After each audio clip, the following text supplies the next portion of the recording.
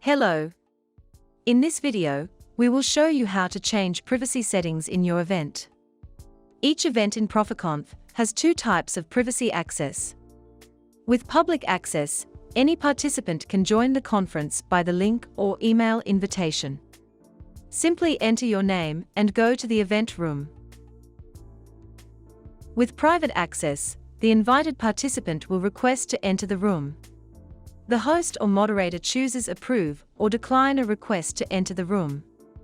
You can select the access type when creating a scheduled event. It is possible to change the access type from private to public in the event room. To do this, simply click the button in the form of a lock near the conference name.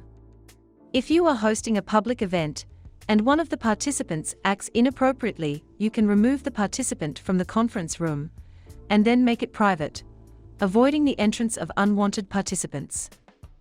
You can also change the access type in the event room settings.